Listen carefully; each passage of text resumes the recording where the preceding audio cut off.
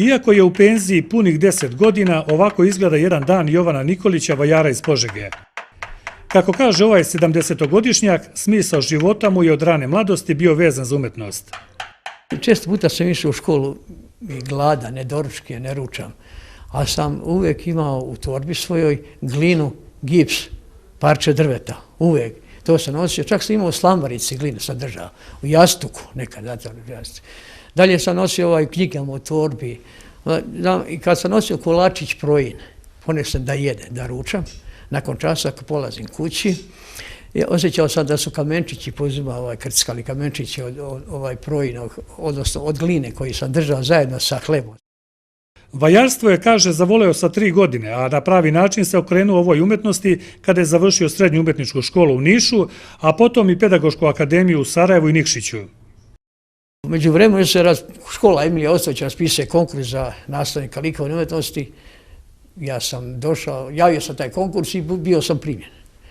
I 31 godine radio sam kao prosvetni radnik, nastavnik likovne umetnosti. Ne likovne kulture, nego likovne umetnosti baš, jer tako je pisalo u indeksima likovne umetnosti, u mom indeksu. Tu ste istekli penziju? Da, Emilija Ostojić 31 godinu, puno sam radio, a u jednom selu ko Pribojan Lin, pošto sam bio stipendista, radio sam 5,5 godina. Jovan ističe da je za umetnost potrebno ogromno odricanje, upornost i monaški način života. Omiljeni materijali sa kojima voli da radi su glina, gips i drvo. Najomiljeniji je ovaj rad majke svoje, portret moje majke. Radio sam za života njen portret u terakoti, to je to, taj rad u terakoti, a sa ovog portreta u terakoti gledao sam lik pa sam ga prenosio na drvo. Tu se radi portret majke moje i mene kad sam bio dete. Svemu sam volio majku i zahvaljujući njoj ona me branila od oca, tukao me otac, da to zbog gline.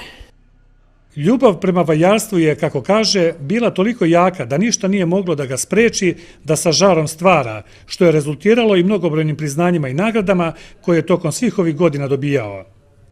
Kad neko kaže, Jovane, nećeš više raditi ovo, nema ni slučaja ni govore, neće dobiti materijala za rad, ni drvo, ništa, ni bilo šta materijala za formiranje skulpture, ja ne bih živio uopšte. Ne bih radio. Ja ovo vidim razlog da življenja mog, umetnosti. U to vidim da volju mog postojanja, življenja.